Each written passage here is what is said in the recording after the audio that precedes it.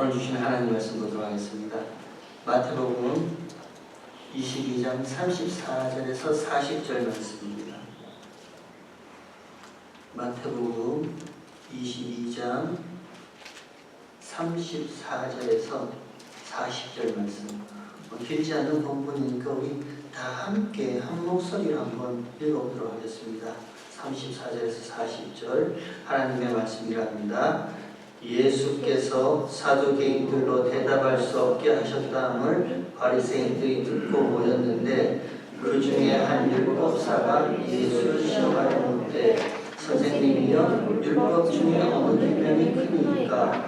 예수께서 가라사대 내 마음을 다하고 목숨을 다하고 뜻을 다하여 주 너의 하나님을 사랑하셨으니 이것이 크고 첫째는 계명이요 둘째는 그와 같으니 내 이웃을 내 몸과 같이 사랑하셨으니 이 두 계명이 온 율법과 선지자의 강령이라. 아멘.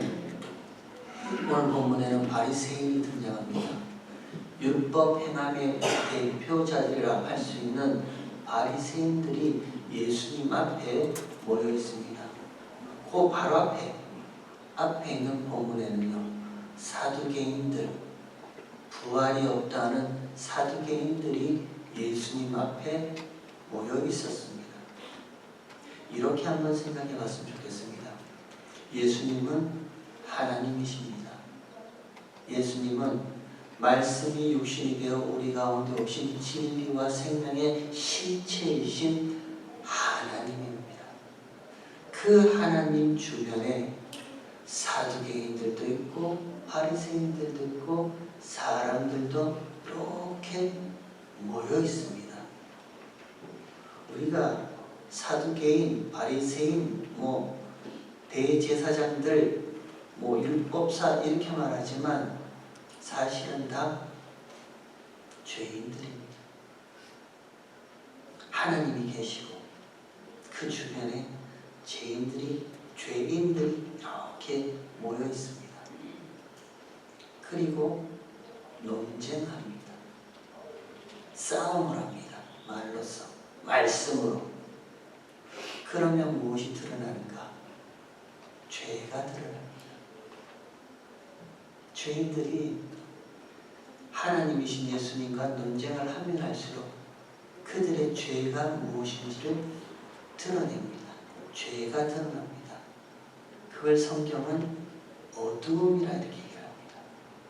그래서 요한복음 시작할 때 요한복음 1장에 보면 천빛 곧 각 사람에게 비추는 빛이 있으되 어두움이 빛을 깨닫지 못하더라 라고 요한복음 2장에 이렇게 기록하고 있죠.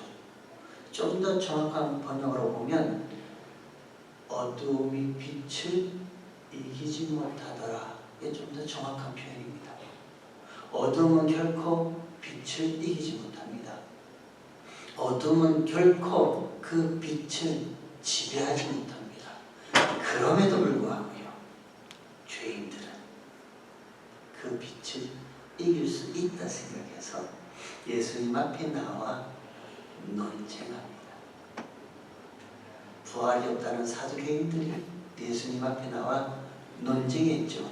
선생님, 모세의 율법에 보면 형이 자식이 없어 죽으면 동생이 그 형의 아내로 맞아서 후사를 세우라 했습니다. 그게 모세의 율법이었습니다. 하나님이 모세에게 주신 계명이었습니다. 그러면 7 형제가 있는데 7 형제가 다 후사가 없이 죽으면 그 여자는 마지막 날 부활할 때 누구의 아내가 되겠습니까? 라고 부활에 대한 논쟁을 예수님께 톡 하고 던지죠.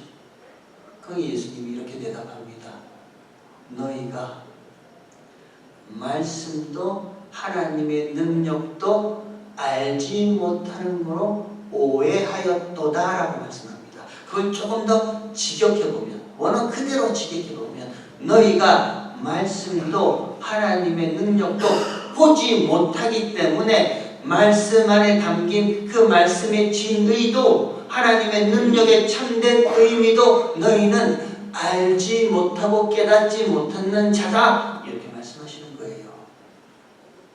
부활에 담긴 의미가 있습니다. 그 부활에는 부활 자체로만 우리가 눈에 보이는 예수님이 다시 사셨네? 그것이 끝이 아니라 예수님의 부활하심 안에 담아 놓으신 하나님의 어떤 진리의 의미가 있어요. 말씀도 그냥 하나님이 율법을 주셨네, 계명을 주셨네, 그것으로 끝나는 것이 아니라 그 말씀과 율법과 계명 안에 담겨진 말씀의 진의가 있단 말입니다. 조금 더 나아가 보면요, 하나님이 성막제도 주셨죠, 제사제도 주셨죠, 절기를 주셨단 말입니다. 하나님이 주신 모든 것들 안에, 하나님이 창조하신 모든 창조물 안에 그냥 우리 눈에 보이는 그것이 끝이 아니라 그 안에 담아 놓으신, 그래서 그것을 통해서 하나님이 보여주고 싶어 하시는 하나님의 마음이 그 안에 담겨져 있어요. 그걸 너희는 보지 못하는 자라는 거예요. 너희가 그걸 보지 못하니까 그것이 무엇인지를 깨닫지도 알지도 못하는 자다, 이렇게 말씀하세요. 여러분, 부활이 뭐예요? 우리가 지난 주일날 안식 후 첫날 여덟째 되는 날 예수님이 부활하셔서 그 부활을 우리가 기뻐하며 감사하며 경배하는 부활절 예배를 우리가 지난 주일날 드렸습니다. 여러분, 부활이 뭐예요? 죽었다 다시 사는 거요? 나사로도 죽었다 다시 살았습니다. 회당장 야이로의 딸도 죽었다 다시 살았습니다. 구약 성경에 보면 사르밧 땅 과거의 아들도 죽었다가 다시 살아났습니다.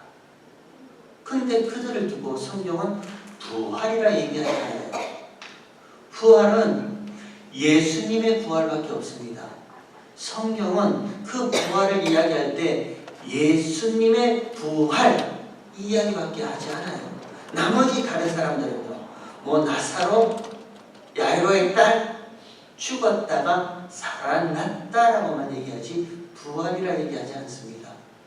예수님께서 십자가에 박혀 죽으십니다. 그리고 장사되었습니다. 그리고 장사된 지 사흘 만에 다시 살아나신 것을 성경은 부활이라는 게, 그러면 그 부활 안에 담겨진 어떤 의미가 있겠죠. 예수님에게만 부활이란 그 단어를 사용했으니까 그 의미가 있겠죠. 그래서 성경이 부활이란, 예수님이 죽으시고 다시 살아나신 그 사건을 부활이란 단어로 그 이야기를 하고 있어요. 그 부활이란 단어가 이렇게 되어 있습니다. 아나이스테미, 위를 향해서 기둥이 세워지다, 요 단어를 쓰고 있어요. 그래서 신약 성경에 그 부활이라는 단어를 아나시스탄시스가 그 단어를 씁니다. 그 단어의 의미가 뭐냐면 위로 올곧게 세우다는 뜻이에요. 어그러지고 삐뚤어지고 흐트러진 것을 위로 똑바로 올곧게 다시 세워 올리다, 그 단어를 부활이라 이렇게 얘기합니다. 쉽게 말하면 이렇습니다.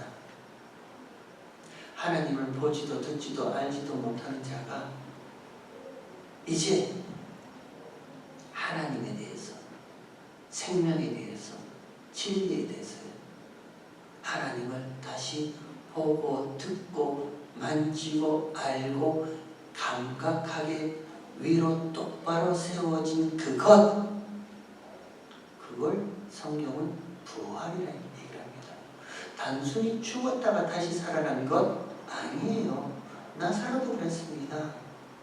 사르밧 땅 과거의 아들도 죽었다가 몸을 이렇게 겹쳐대니까 다시 살아났어요. 야이로의 딸도 그렇게 죽었다가 다시 살아났어요. 그걸 성경은 부활이라 하지 않아요. 예수님이 십자가에 죽으시고 장사되었다가 다시 살아나신 그 일을 두고 성경은 위로 올곧게 똑바로 다시 세워진 것, 그래서 부활이라는 단어를 사용하고 있습니다. 저와 여러분, 죄와 허물로 죽은 자였습니다. 그걸 성경은 죽은 자라 합니다. 죄로 말미암아 하나님이 떠나셨습니다. 그 죄로 말미암아 하나님이 창조하신 모든 피조물 가운데 하나님이 떠나버리셨습니다. 그리고 저와 여러분과 함께 계시는 그 하나님도 떠나버리셨습니다. 저와 여러분은 그 죄로 말미암아 하나님과의 관계가 끊어지는 자, 하나님을 보지도 듣지도 알지도 만지지도 감각하지도 못하는 자였어요. 그냥 어렴풋하게, 그냥 어스름하게 신이 계시겠지, 하나님이 계시겠지, 그냥 어렴풋하게 그렇게 생각만 하고 상상만 하는 자들이었어요. 근데 예수님이 십자가에 죽으시고 장사되고 다시 살아나는 그 일로 말미암아요, 하나님이 이 예수를 끊어졌던 하나님과의 관계를 다시 회복시키시는, 화목시키시는 화목제물로, 하나님이 이 예수를 화목제물로 세우셔서 십자가에 죽으시고 장사되고 부활하신, 다시 살아나신 그 일로 말미암아 끊어졌던 하나님과의 관계가 다시 화목되었단 말입니다. 위로 올곧게 세워졌어요. 저와 여러분 이제 하나님에 대하여 보고 듣고 만지고 감각하고 아는 자 되었단 말입니다. 예수님께서 십자가에 죽으실 때 약속하셨죠. 내가 죽으면 약속된 성령이 오리니 그 보혜사 성령이 와서 너희로 모든 진리 가운데 진리를 알게 하신다 말씀하셨죠. 그리고 예수님이 십자가에 죽으셨습니다. 그리고 약속하신 그 진리의 영, 그리스도의 영, 부활의 영이 저와 여러분 가운데 오신 거예요. 그리고 그 부활의 영이요, 어그러지고 삐뚤어지고 제대로 알지 못하고 그냥 상상만 하고 축축만 했던 그 모든 하나님에 대한 모든 것을요, 이제는 하나님과 화목한 자로, 하나님을 보고 듣고 알고 느끼고 감각하고 만지고 하나님의 모든 것을 함께 나누는 자로, 그렇게 위로 올곧게 세워진 자로 그렇게 세워놓은 거예요.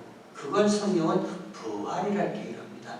그래서 예수님의 부활하심으로 말미암아 저와 여러분도 첫째 부활에 참여한 자라고 성경이 이렇게 얘기하고 있습니다. 죽었어요. 죄로 말미암아 하나님과의 관계가 끊어진 자, 허물러 죽은 자였습니다. 그런 우리로 예수님의 죽으심과 다시 살아나심의 그 십자가의 부활로요, 저와 여러분도 이제는 이 말씀 가운데, 말씀을 통해서 하나님이 누구신지, 하나님의 능력이 무엇인지, 하나님이 저와 여러분을 위해서 뭘 약속하셨는지, 그 약속을 어떻게 이루시고 지금도 이루어가고 계시는지, 그 하나님을 보고 듣고 알고 만지고 감각하고 하나님의 모든 것을 나누고 교제하는 자, 위로 똑바로 세워지는 자, 그걸 부활이라는 얘기를 합니다. 여러분 그렇지 않나요? 우리에게는 이 육신이 있습니다. 육체라는 것이 있어요. 그래서 우리가 이 육신대로만 살면 육신이 보는 것만 봐요. 이 육신대로만 보면요, 이 육신이 만지고 체험하고 감각하는 그것이 우리는 전부인 줄 알고 살아요. 그러니까 세상이 전부인 줄 알아요. 우리가 살아가는 이 세상이 전부인 줄 알고 산단 말입니다. 근데 그 가운데 내가 불편하고 내가 힘들고 내가 어려우면 그냥 그것이 화나는 일이 되는 거예요. 짜증나는 일이 되는 거예요. 내 속에서 뭔가 내 뜻대로 되지 않으면, 내 마음대로 되지 않으면 그것이 내 안에서는 그게 분노함으로 내 밖으로 나온단 말입니다. 우리는 이 세상 너머에, 아니 이 세상을 넘어서 있는지를 모르고 사는 거예요. 육신대로만 살면.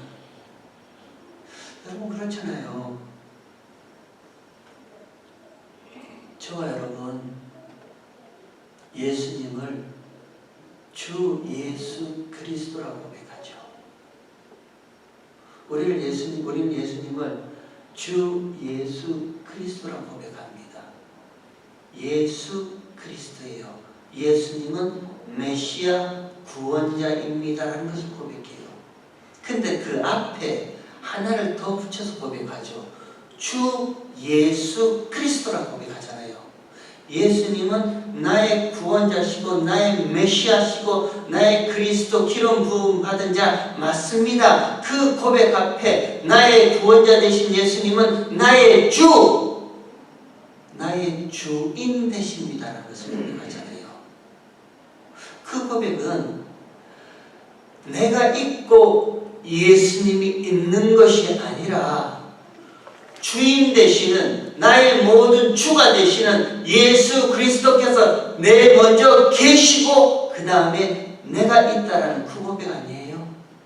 조금 더 한 걸음 더 나아가 보면 내가 먼저 있고 예수님이 있는 것이 아니라 내가 있기 전 나의 구원자 되시는 예수 그리스도가 나의 구원자로 나의 주인으로 있기 때문에 나는 그 주인의 은혜로 사는 자 맞습니다. 여러분 그 고백하는 거잖아요. 저와 여러분이 사는 것은요, 나의 주인 되시는 나의 주 되신 예수의 은혜로 사는 거예요. 아침에 일어나는데 몸이 찌뿌둥하다. 오늘 왜 이렇게 몸이 컨디션이 안 좋을까? 그것도 은혜입니다. 나의 주인 되신 예수님께서 나에게 오늘 하루 이런 은혜를 주시는군요. 여러분 내 뜻대로 안 되잖아요. 어느 때는 내 마음이 불편할 때도 있잖아요. 사람 관계에 있어서도 불편할 때도 있잖아요. 평소에 좋았던 사람들이 왜 왠지 감정이 상하고 그냥 말 한마디 그냥 뭐라 표현할 수 없는 마음의 미묘한 감정들도 들고 그렇게 되잖아요. 왜 이렇게 불편하지? 어찌 보면 그 또한 나의 주인 되신 예수 그리스도께서 나에게 베푸신 은혜로 내가 그렇게 살아간다는 고백 가운데 하나인지도 모릅니다. 그러니까 모든 것이 주의 은혜죠. 만유의 주라 하잖아요. 만왕의 왕이라 하잖아요. 우리는 이걸 너무너무 헷갈려 합니다. 항상 내가 먼저 있어요. 내가 있고 이런 나를 도와주는 예수 그리스도가 거기에 계신다 생각하는 거예요. 앞에 주라는 것을 까맣게 잊어버려요. 주 예수 그리스도예요. 내 모든 삶에, 내 모든 형편에, 내 모든 인생에, 내 모든 걸음걸이에 앞서서 은혜를 베풀어 주시는 그 예수 그리스도 때문에 내가 살아가고 있습니다라는 그 고백이 주 예수 그리스도예요. 근데 우리가 잠시 육신으로 돌아버리면요, 나란 이 육체 가운데 사는 나의 옛사람으로 돌아가 버리면요, 나의 주인 되신 그 주는 잊어버리는 거예요. 그래서 사도 바울이 로마서 8장에 이런 말을 하죠. 우리가 다 사랑에 빚진 자로 돼 육신에 져서 육신대로 살면 그것은 곧 죽음이다, 이렇게 얘기하죠. 육신에 져서 육신대로 살면 그것은 곧 죽을 것이다, 이렇게 얘기합니다. 그 말이 뭐예요? 저와 여러분에게는 이미 부활하신 영, 그리스도의 영, 성령께서 와 있습니다. 진리의 영이 저와 여러분에게 와 있습니다. 그리고 그 진리의 영이요, 저와 여러분을 위로 올곧게 세워놨어요. 무엇이 진리인지, 무엇이 생명인지, 무엇이 실체인지, 무엇이 진짜인지를 부활의 영이 하나님과 화목해서 보여주고 계세요. 근데 그것을 보지 못하고요, 그 안에 담겨진 진짜 의미를 보지 못하고 육신대로 그냥 내 눈에 보이는 대로 내 감정에 감각되는 대로 내가 그냥 느껴지는 대로 껍데기만 표피만 그냥 그 겉에만 이렇게 붙잡고 있는 그건요, 그게 죽음이에요. 너희가 육신대로 살면 곧 죽을 것이다. 그러니까요, 영으로서 몸의 행실을 죽이라죠. 사도 바울이 그렇게 얘기를 합니다. 부활의 영으로, 진리의 영으로 너희가 그렇게 껍데기만 부여잡고 있는 이것이 진짜라고, 이것이 실체라고 표피만 붙잡고 있는 그 육신의 그 소욕들, 그거 죽이라는 거예요. 쉽게 말하면 부활의 영으로 위로 올곧게 세워져서 진짜 안에 담겨진 참된 내용이 무엇인지를 보라는 거예요. 그러니까 무릇 하나님의 영으로 인도함을 받는 자가 하나님의 아들이다. 사도 바울이 그렇게 얘기를 해줘. 그렇게 부활의 영으로 위로 올곧게 세워져서 저와 여러분 가운데 일어나는 모든 일들 가운데요, 좋은 일도 일어나고 슬픈 일도 일어나고 화나는 일도 일어나고 모든 일들 가운데, 우리가 지금 읽어내는 이 성경 가운데 이 안에 담겨진 참된 진짜의 실체의 그 모습이 무엇인지를 보는 자들, 무릇 부활의 영으로 인도함을 받는 그들이 하나님의 아들들이다, 이렇게 합니다. 사두개인들은 그걸 몰랐습니다. 부활이 없다는 사두개인들요, 그냥 이 세상이 전부인 줄 알았어요. 그들의 눈에 보이는 이것이 전부인 줄 알았어요. 그리고 그들이 감각되어진 이 육신의 삶이 전부인 줄 알았어요. 이 땅만, 이 세상만 잘 살면 되지, 죽고 난 이후에 그 세상 우리는 상관없다는 게 사두개인들입니다. 그 부활이 없다는 사두개인들이 예수님께 와서 부활에 대한 논쟁을 합니다. 그 논쟁을 할 때 예수님이 딱 이 말씀을 하시는 거예요. 너희가 여전히 껍데기만 붙잡고 있네, 표피적으로만 알고 있네, 말씀도 하나님의 능력도 보지 못하는 거로 오해하는 거구나. 그 안에 담겨진, 너에게 주어진 그 말씀과 계명과 율법 안에 담겨진 그 안에 참 진리가 무엇인지를 좀 보았으면 좋겠다. 이 말씀을 듣고 사두개인들이 대답할 것이 없어서 그들을 떠납니다. 그리고 이제 오늘 본문에 바리새인들이 등장합니다. 율법 행함의 대표자들인 바리새인들이 등장합니다. 이 바리새인들이 왜 등장하는지 오늘 본문은 이렇게 얘기를 합니다. 제가 한번 읽어볼게요. 34절에 예수께서 사두개인들로 대답할 수 없게 하셨다 함을 바리새인들이 듣고 모이는 거예요. 사두개인들, 예수님과 함께 부활 논쟁했는데 이분이 있으나 할 말 없게 딱 만들어버리네. 졌네. 이제 우리가 나설게. 바리새인들, 율법 행함의 대표자들요, 목숨 걸고 율법을 지키는 이들이 이제 예수님 앞에 등장합니다. 그리고 예수님과 논쟁을 합니다. 이 바리새인들이 예수님께 묻죠. 무엇을 묻습니까? 선생님, 계명들이 있는데, 하나님이 주신 계명들이 있는데 이 계명들 가운데 어느 계명이 가장 큰 계명입니까? 물어봅니다. 왜 물어봐요? 바리새인들이 예수님 앞에 어느 계명이 가장 큰 계명입니까? 이 율법 중에 어느 계명이 가장 큰 계명이냐? 왜 물어봐요? 바로 그 앞에 이유가 있죠. 예수를 시험하여 묻되, 이렇게 되어 있습니다.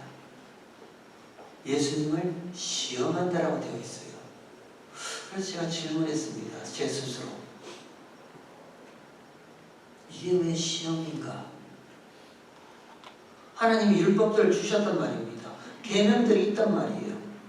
근데 그 계명들 가운데 바리새인들이 예수님께, 예수님, 하나님이 주신 율법과 계명들 가운데 으뜸이 되는 제일 큰 계명이 뭡니까? 물어보는 게, 그게 왜 예수님을 시험하는 거예요?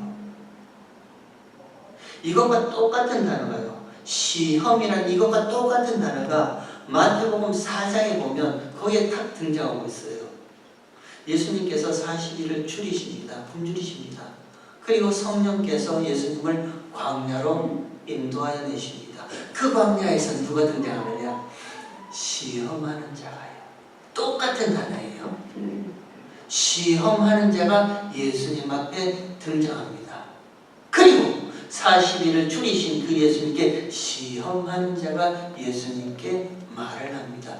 네가 만일 하나님의 아들이었거든 이 돌들을 명하여 떡덩이가 되게 하라. 이렇게 얘기를 합니다. 그래서 제가 또 제 스스로 질문합니다. 이게 왜 시험이지? 여러분, 이게 왜 시험이에요? 네가 만일 하나님의 아들이었거든 광야에 있는 그 돌들, 이 돌멩이들을 가지고 떡덩이가 돼서 먹어. 이게 왜 시험이란 거예요? 제가 굉장히 궁금했어요. 그래서 찾아봤습니다. 이게 왜 시험인가? 그 시험하는 자가 예수님께 네가 만일 하나님의 아들이었거든 이 돌들로 이렇게 되어 있죠. 그냥 우리가 생각하는 무슨 자갈돌, 짱돌 뭐 그런 돌 아니에요. 제가 찾아보니까 이 돌들로 해서 그 돌이라는 그 단어의 의미는 말씀이 새겨진 돌, 그 문자가 새겨진 그 돌, 그 하나님의 말씀이 새겨진 그 돌이에요. 네가 만일 하나님의 아들이거든 하나님의 말씀대로 살면 하나님의 모든 것을 누리며 그 풍요로움과 그 안락함과 그 행복함 속에 산다며, 그러면 네가 진짜 하나님의 아들이었거든 그 말씀대로, 그 돌에 새겨진 그 말씀대로 그렇게 그것으로 너를 부여롭고 너를 풍요롭고 너를 한번 모든 만족감 가운데 있게 해봐. 그게 시험이에요. 그 돌에 새겨진 말씀이 진짜라면 그렇게 한번 될 수 있도록 해봐. 그냥 껍데기만 아는 거죠. 표피적으로만 아는 거죠. 왜 그 돌에 하나님이 말씀을 새겨주셨는지, 그 말씀의 진의가 하나님의 마음도 모른 채 그냥 새겨진 돌이 있잖아. 그 말씀대로 살면 너 풍요롭게 산다며, 너 하나님 믿으면 복받고 잘 산다며, 너 예수 믿으면 구원받고 네 가정이 편안하다며, 그렇게 한번 살아봐. 이게 시험인 거예요. 거기 예수님께서 뭐라 대답하세요? 사람이 떡으로만 살 것이 아니라 여호와의 입에서 나오는 모든 말씀으로 산다라고 예수님이 탁하니 그 대답을 하시죠. 신명기 8장에 그 말씀을 예수님이 하신다는 말씀입니다. 신명기 8장의 내용이 뭐예요? 하나님께서 너로 이 광야 40년을 이스라엘 백성들을 걷게 하신 것을 기억하라는 거예요. 너를 낮추시고 너를 줄이시고, 그리고 이 광야 40년 그 고생고생한 길을 걷게 하시는 이유가 뭐예요? 사람이 떡으로만 살 것이 아니라 여호와의 입에서 나오는 모든 말씀으로 사는 것을 알게 하려 하심이라. 그 말씀을 예수님이 하시잖아요. 우리가 사는 것은 그냥 나의 육신의 배고픔, 이 육신의 갈증, 이 육신의 소욕, 이 욕심 채우는 이것으로만 사는 것이 아니구나. 나의 진짜 배고픔과 나의 진짜 갈증은 하나님의 말씀이 내 안에 있지 않은 그 배고픔과 그 갈증으로 사는 거구나. 그러니까요, 이 광야 40년 동안 내가 사는 이유는 하나님이 이런 우리로 인도하여 하나님이 보호하시고 하나님이 이끄셔서 40년 이 광야를 통과한 것이지, 내가 무슨 떡을 만들어 먹고 내가 무슨 나의 배고픔과 나의 갈증을 해설해서 사는 것이 아니고, 오직 만유해 주시고 만왕의 왕 되신 하나님이 이런 나로 살게 하신 거구나. 그거 알게 광야 40년을 걷게 하시군요. 그러니 고백하죠.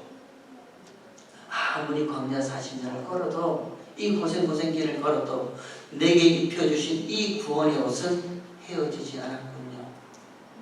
내가 걸어가는 이 구원의 길이 아무리 험하고 고통스럽다 하더라도 내 발은 부르트지 않았군요. 그래서 하나님 이스라엘 백성들에게 이 광야 40년 너희가 걸어가는 동안 너희 의복이 헤어진 적 있었냐? 네 발이 부르튼 적 있었냐? 아니지, 아니잖아. 왜? 그 구원의 중심은 하나님이시니까요. 하나님이 저와 여러분을 광야 40년 동안 이 인생 내내 걷게 하시는 거니까요. 그 일을 하셨단 말입니다. 똑같은 시험을 하는 거예요. 어느 계명이 가장 큽니까? 이게 왜 예수님한테, 아니 왜 이 바리새인들이 그 가운데 율법사가 시험하는 시험으로 내요? 바리새인들에게요, 율법사에게요. 율법은 하늘 꼭대기에 이룰 수 있는 사다리? 사닥다리 같은 거예요. 어느 게 표준어예요? 사다리가 표준어입니까? 사닥다리가 표준어입니까? 둘 다 표준어예요. 구약 성경에 있죠. 옛 야곱이 돌베개를 제고자 할 때 땅에서부터 세워진 그 사닥다리가 하늘 꼭대기에 올라서 천사가 오르락내리락 하는 그건요. 바리새인들에게, 이 율법사에게 하늘 꼭대기에 오를 수 있는 유일한 사닥다리는 율법이라 생각합니다. 그 외에 다른 방법은 이들이 하나님 앞에 올라갈 수 있는 방법이 없다 생각해요. 이 땅에 사는 우리가, 내가 현재 지금 저 꼭대기에 있는 하늘에 있는 하나님께 내가 올라갈 수 있는 유일한 방법은 이 모든 율법을 잘 지켜 행하고 이 율법을 내가 내 스스로 지켜 행하면 올라갈 수 있다 생각을 하는 거예요. 그러니까 율법사가 예수님께 묻습니다.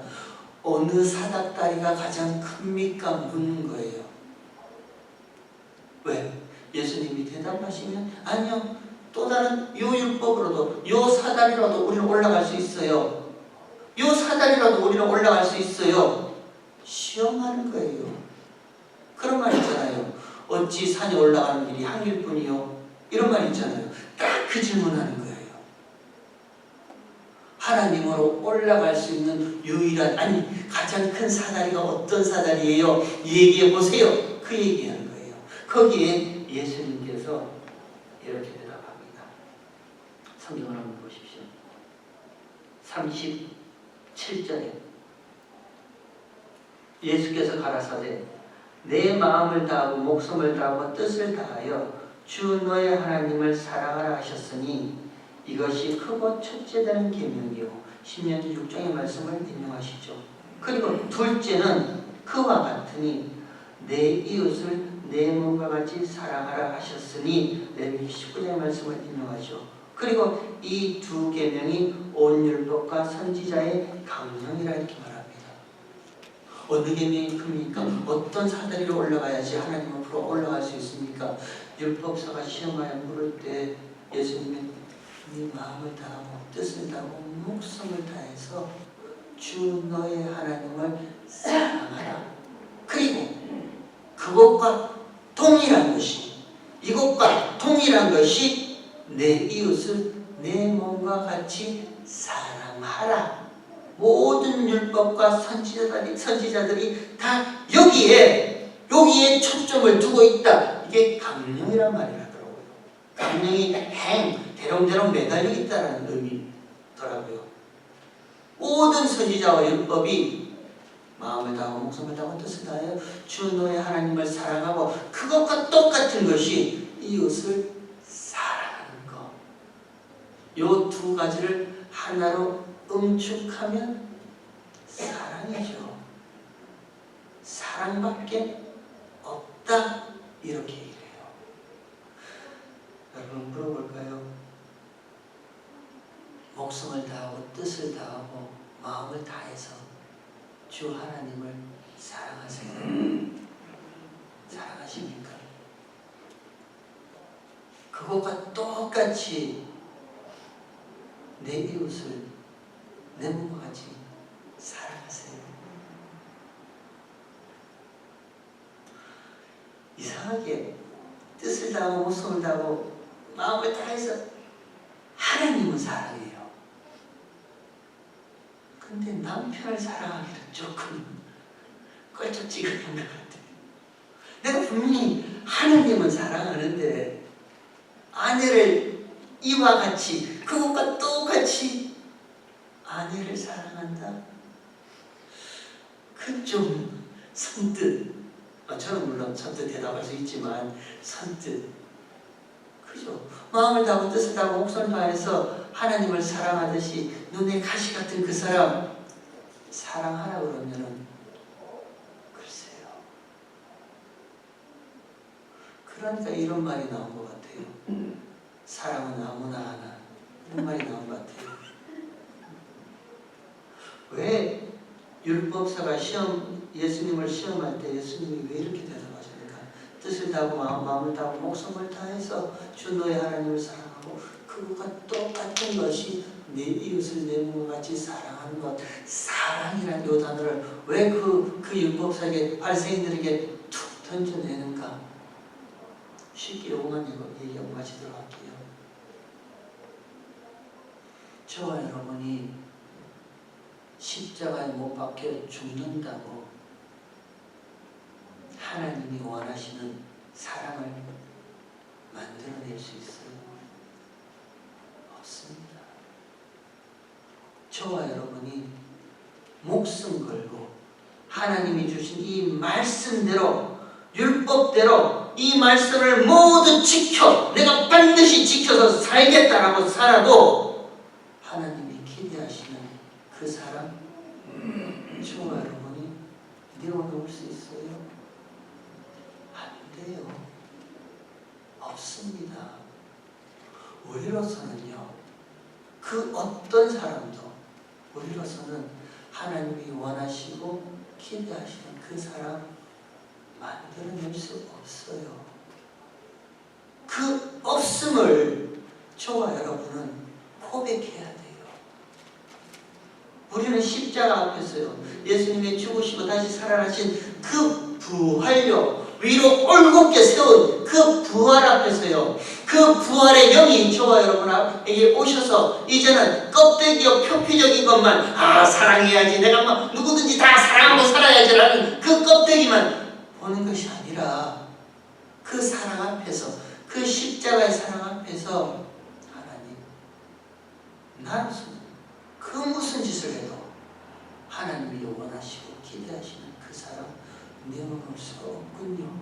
그게 다른 게 무슨 말이에요? 나는 죄인 맞습니다. 나는 죄인 맞습니다.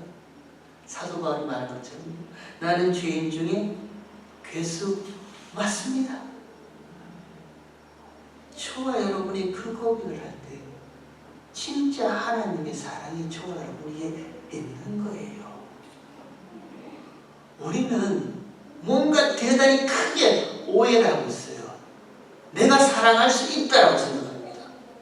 마음을 다하고 뜻을 다하고 목숨을 다해서 주 나의 하나님을 내가 사랑할 수 있고, 그리고 나서 이웃을 내가 내 몸과 같이 사랑할 수 있다라고 생각하는데 아니요.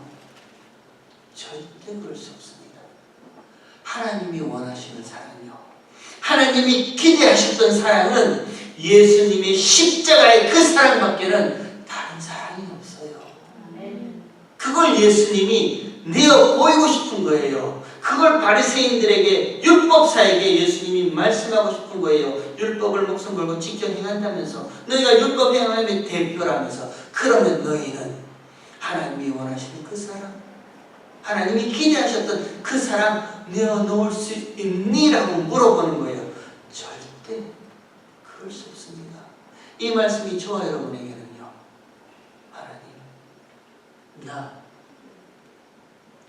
예수님의 사랑 안에 있지 않으면 절대 내 남편 사랑할 수 없습니다. 내 아내 사랑할 수 없어요. 내 자식들 그냥 또 다른 나이기 때문에 내가 나를 사랑하듯이 그냥 그렇게 사랑하는 거지 사랑할 수 없어요. 이웃요 더더군다나 사랑할 수 없습니다. 그럴 수밖에 없는 죄인입니다. 그러니 고백하는 거예요. 그러니 하나님, 예수께서 내어놓으셨던 그 십자가의 사랑 안에서 내 남편 보게 해주세요. 내 아내 보게 해주세요. 내 자녀들이 그 사랑 안에서 내 자녀들 보게 하시고 내 이웃을 그 사랑 안에서 보게 해주세요. 우리는 그렇게 기도할 수밖에 없습니다. 저와 여러분이 육신 눈으로 보이는 남편, 아내, 이웃들요 흠만 보여요. 미운 짓만 보여요. 내 마음에 들지 않는 것들만 다 보인단 말입니다. 아무리 좋게 보이려고 해도요. 내가 아무리 좋게 봐서 그를 품어 안으려고 해도 내 눈에는 미운 것만 보여요. 그래서 우리가 기도한단 말입니다. 이런 나도 하나님이 원하셨던 십자가의 사랑 안에 머물게 해주시고요. 저런 사람도, 이런 분도 그 자체로만 보지 말게 하시고 하나님이 바라고 원하셨던 그 십자가의 사랑 안에 있는 그를 보게 해주세요. 그러면 뜻을 다하고 목숨을 다하고 마음을 다해서 너의 하나님을 사랑하듯이 이웃을 내 몸과 같이 사랑하는 그 사랑 안에 포함된 저와 여러분인 줄 믿습니다. 한 가지 한 군데만 보고 우리 마치도록 하겠습니다. 로마서 13장 요것만 보고 우리 마칠게요. 로마서 13장 여러분 성경 한번 찾아보시기 바랍니다.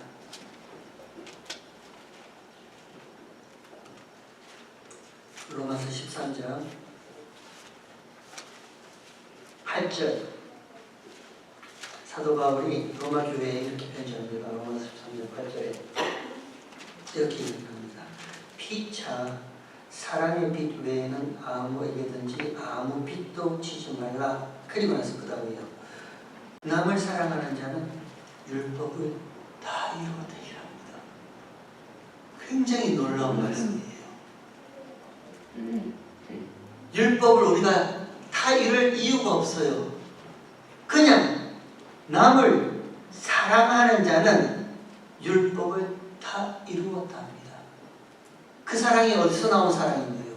십자가에 죽으시고 다시 사신 부활의 그 사랑이잖아요. 십자가의 사랑이잖아요. 네가 누굴 보든지 어떤 위치에 있든지 십자가의 사랑에서 그를 보면 너는 율법 다 이루어진 자야. 이렇게 얘기해요. 그리고 나서 그 다음에 9절에 간음하지 말라, 살인하지 말라, 도둑질하지 말라, 탐내지 말라 한 것과 그 외에 다른 계명이 있을지라도 내 이웃을 내 자신과 같이 사랑하라 하신 그 말씀 가운데 다 들었느니라. 10절 사랑은 이웃에게 악을 행치 아니하나니 그러므로 사랑은 율법의 완성이라 이렇게 합니다. 네가 그 십자가의 사랑을 알면, 예수님께서 내어놓으신 그 십자가의 사랑을 알면 모든 율법 완성된 것이야. 이렇게 얘기를 해요. 저와 여러분 굳이 애를 써가며 요 말씀 지켜야지, 저 말씀 지켜야지, 요거 행해야지 그러다가 지치고 힘들어서 넘어지고 실족에 갈 필요 없어요. 예수님만 바라보면 됩니다. 여러분 마음이 불편하세요? 뭐가 좀 어그러진 것 같아요? 삐뚤어진 것 같아요? 생각 속에 마음속에 분노함이 일어나고 미움이 생기세요? 괜찮아요. 예수 안에 있는 나만 생각하면 됩니다. 그 사랑 안에 있는 내가 여기에 어떻게 있게 되었는지만 생각하면 돼요. 그리고 누굴 바라보든지 그 역시도 십자가의 사랑 안에 있는 그 모습만 보면 됩니다. 그러면요, 고린도전서가요, 고린도후서가요 13장에 사랑은 오래 참고 온유하고 또 뭐죠? 자랑치 아니하고 교만치 아니하고, 저는 그 다음 말이 굉장히 좋아요. 무례히 행치 아니하고, 절대 무례히 행하지 않습니다. 아무리 가까운 사이라도요 무례히 행하지 않습니다. 우리 한 주간 이런 삶을